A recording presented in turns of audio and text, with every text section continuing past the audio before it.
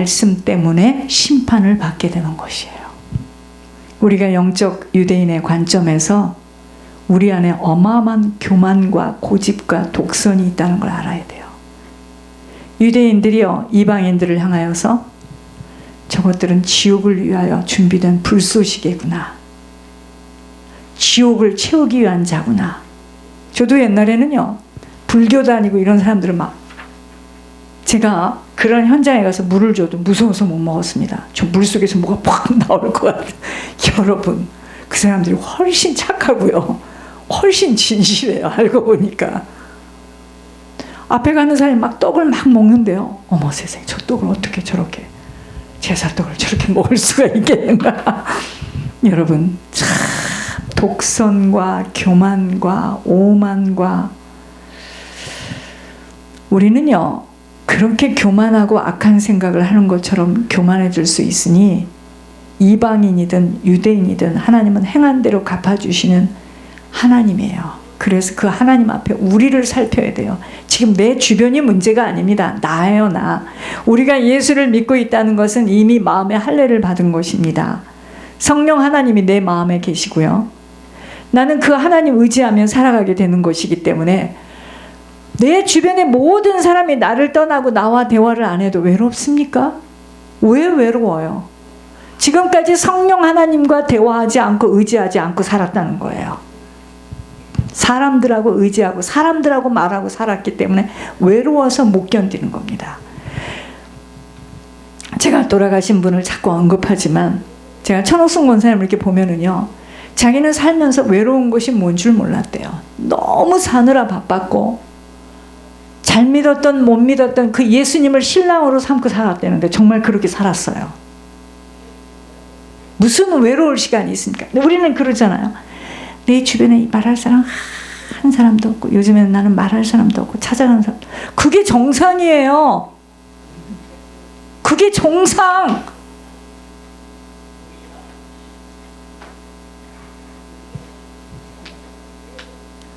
내 마음에 하나님이 계시다는 걸 지금 모르는 거예요. 내 마음에 가장 귀한 분이 오셨기에 모든 사람에 대해서 용서와 사랑과 이해로 감싸줄 수 있을 때 그 모든 것들에 대하여 하나님이 갚아주십니다.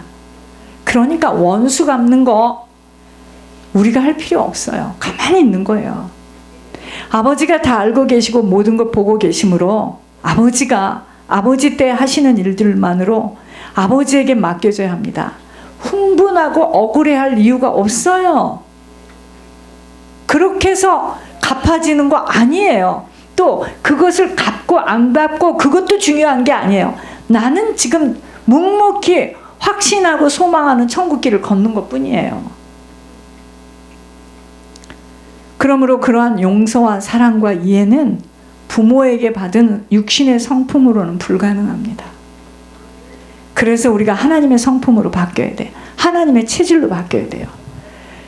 숨을 멈는 시간까지 우리에게 있는 문제는요, 내 생각과 내 판단이 맞다라고 착각하는 문제예요.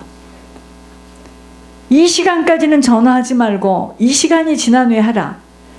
아무리 그 말해도요, 자기 체질대로 나오는 겁니다. 내가 급하니까 내 마음대로 빨리 지금 없을 때 전화해야지. 이게 우리예요.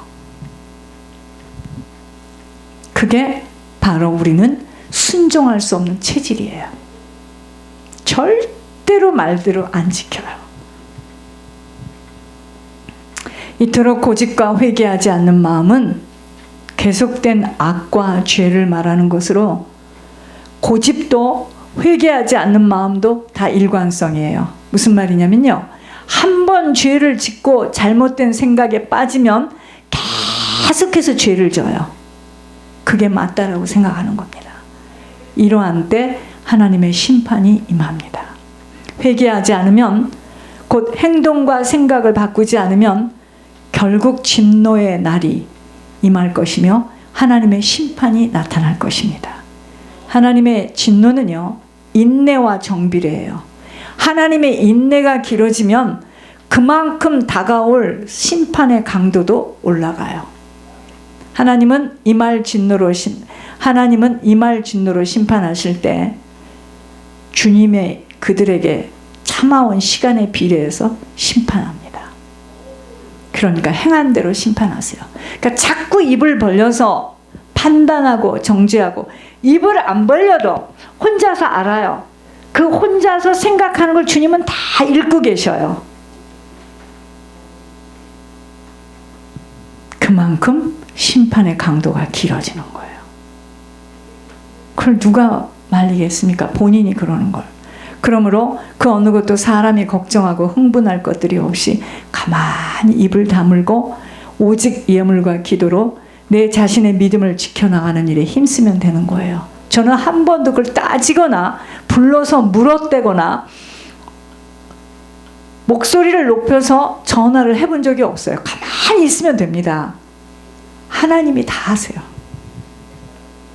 문제는 묶이고 잡혀서 아무리 머리로는 알겠으나 혈육의 덩어리 속에서 뒹굴고 있는 내 자신을 울어도 힘써도 혼자의 힘으로는 풀어나지 못하는 것 때문에 확신 없이 흔들리고 무서워 보여지는 것들에 영향을 받는 것입니다. 그러니까 사단은 부채질을 막 합니다.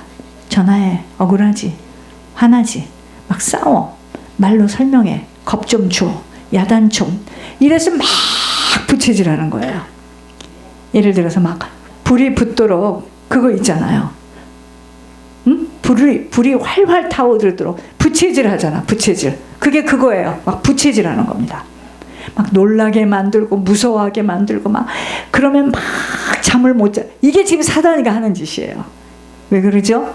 그 사람 넘어뜨리려고. 우리의 믿음은 이토록 문제와 사건 앞에서 검진될 수 있는 것이지 입술로 고백되어지는 것으로는 하나님도 사단도 인정하지 않아요. 하나님의 판단 기준은 오직 믿음의 행함 속에서 선을 행하는 자는 영생을 선물로 주지만 악을 행하는 자는 진노와 분노로 갚으십니다. 선행이 뭐예요? 노숙자에게 밥 주는 거? 그것도 그럴 수 있겠지만 영광과 존귀와 썩어지지 않는 것을 구하는 것, 천국을 구하는 것, 이게 선행이에요. 그래서 구원과 행위는요, 분리된 것이 아니라 하나입니다. 행한 대로 상급과 저주를 받습니다. 이 땅에 교회를 세우고 떠나가신 주님은 핏값으로 사준 주님의 몸인 교회를 핍박하거나 세운 목회자를 건드리는 것에 대하여 하나님은 주님의 이름 때문에 반드시 가만히 있지 않아요. 그래서 왜 이런 거 있잖아요. 교회 안에 갈라졌어요. 막 장로파, 목사파. 그래가지고 목사님을 내보내야 돼요. 또 목사님이 그런 실수도 했어. 막 그 실수가 이렇게 커졌어요, 이제. 근데 어떤 사람이요, 막 내보내야 됩니다. 내보내야 됩니다. 아주 앞장을 섰어요. 그리고 난 그의 인생을 한번 보세요. 후손들. 처절하게 당합니다. 망하지 않은 가정이 없어요. 엄청나요. 이 교회의 비밀은 엄청납니다. 주님의 이름 때문에 반드시 가만히 있지 않아요. 주님을 섬기고 주의 나라를 위하여 헌신 희생하는 일은 오직 보여지는 몸된 교회와 부족하든 연약하든 하늘의 정권대사인 목회자를 도와 주의 나라 확장에 들여지는 일입니다. 저 개인적인 일이지만 언젠가 정우진 장로님 보고 하나님 뭐라 하시느냐, 자꾸 저한테 그렇게 힘들게 하면 나 기쁘지 않다 그러셨어요, 주님이. 이게 부부잖아요. 근데 부부인데, 이게 부부지만 또 제가 실수도 하고 약점도 있으니까 장로님 이제 저한테 그렇게 하는 거에 대해서 하나님 기뻐하지 않으세요. 그렇게 이 목회자라는 거는 제가 겁을 주는 것이 아니고요. 목회자와 하나님과의 관계는 또 있어요. 하나님 계산하지만 주 예수 그리스도 이름 때문에 목회자를 가지고 괴롭히는 거에 대해서 하나님 절대로 가만히 있지 않아요. 여러분, 저희 가정에 친가에 많은 목회자가 있어요. 왜 이렇게 됐는 줄 아세요? 우리 할머니 때문에 그렇게 됐습니다. 할머니가 무조건 교회 편이고 무조건 교회에다가 헌신했더니요, 그럴 줄 누가 알았겠습니까? 목회자가, 여러분, 한 사람이 이렇게 중요한 거예요.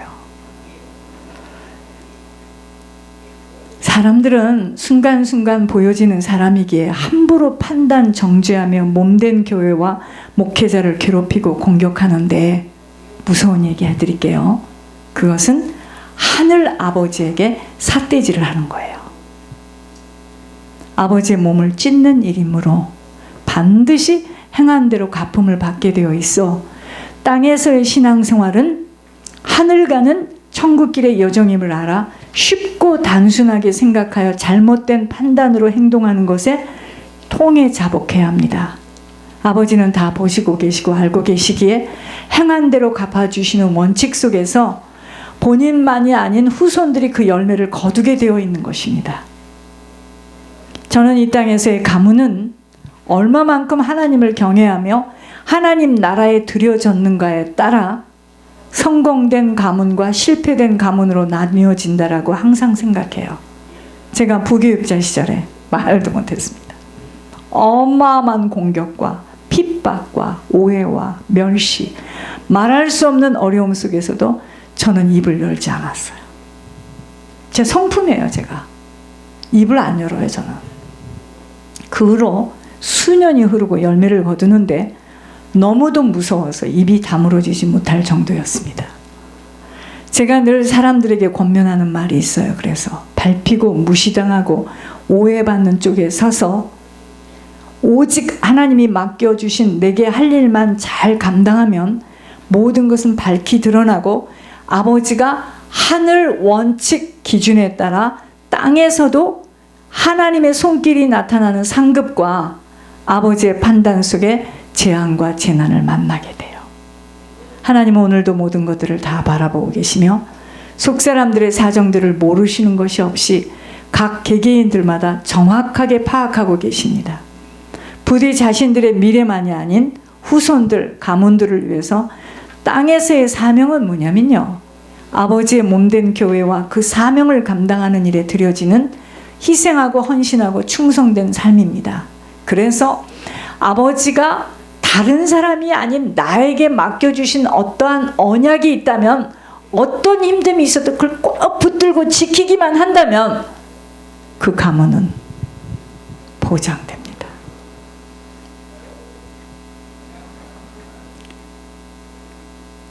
아버지 때 아버지가 다 갚아주셔요. 자자손손 대대로 가문의 영광이 되어지는 거예요.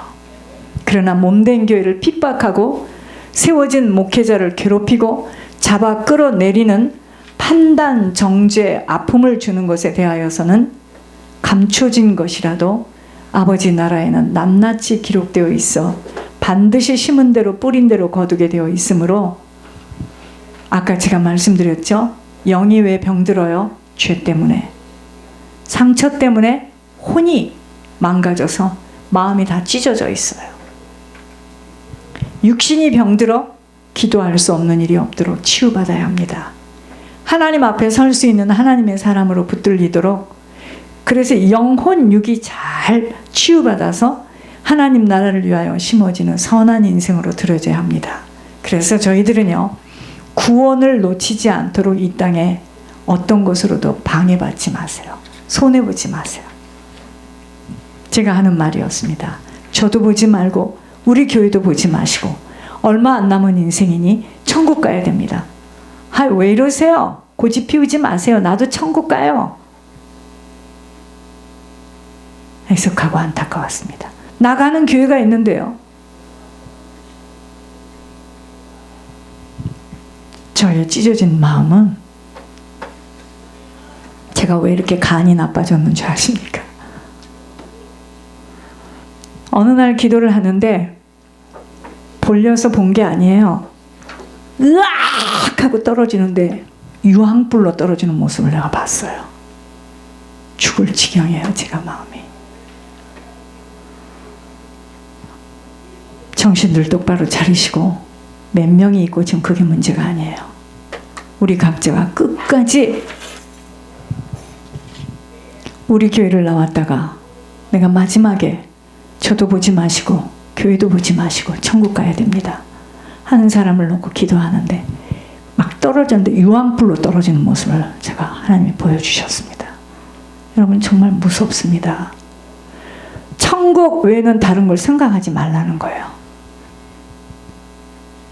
그런데 지금 갈등할 여유가 있습니까? 우리가 누가 누구를 이 얘기를 할 여유가 있습니까? 교회 소식입니다. 한 번의 잘못된 판단의 선택이 가져다주는